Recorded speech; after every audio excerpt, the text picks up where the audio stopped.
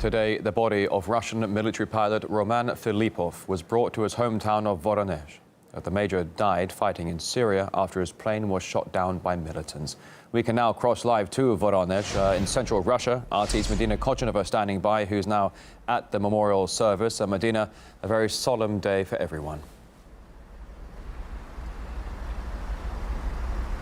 It is true. The body of Major Roman Filipov, who died tragically fighting in Syria, will be buried here in his hometown of Voronezh. And his body was retrieved from Syria with the help of Russia-Turkey cooperation and was sent this morning from Moscow. Now, commemoration ceremony is just about to begin here. And just to get here, we came through a crowd of hundreds of people, many of whom were holding flowers. Now, his family members are here, and his colleagues, his friends, people that he studied with and worked with, all came here to pay their last respect.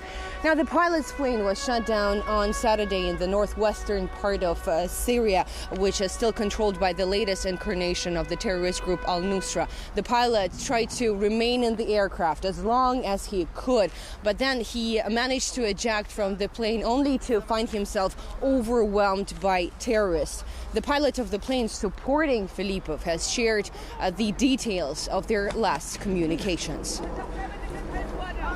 His voice remained calm when I warned him, "They're after you. Get out of there. Maneuver." "Yes, I see them," was the commander's reply.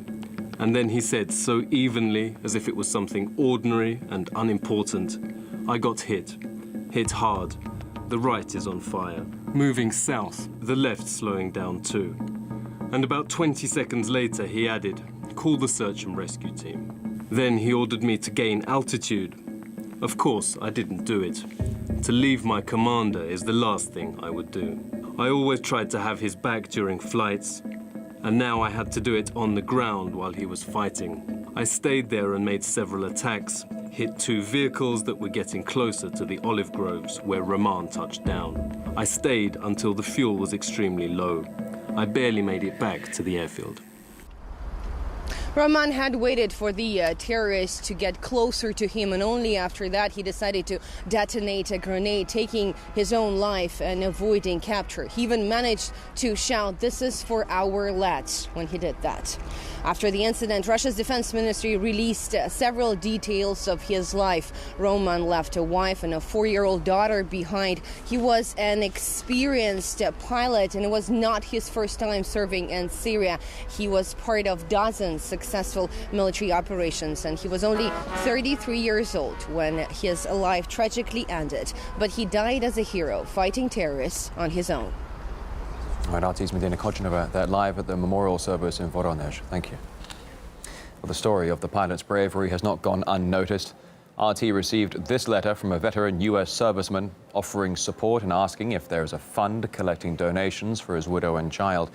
We have asked the Russian armed forces if such a fund is being created. We are now waiting for clarification. Though the man who wrote that letter, Steve Soller, he gave us his thoughts on Major Filipov's story. He knew what his chances were, and he knew what he had to do, and he knew he was never going to be captured.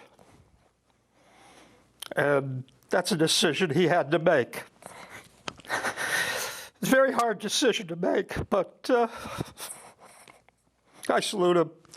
He did what he had to do. And this was a personal decision. He knew what could happen to him. He knows what can happen to other troops and what has happened to his comrades.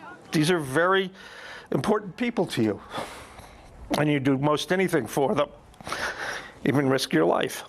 He had to die like this, and I wonder if I would be brave enough to do what he did. He was a good man. I wish I knew him.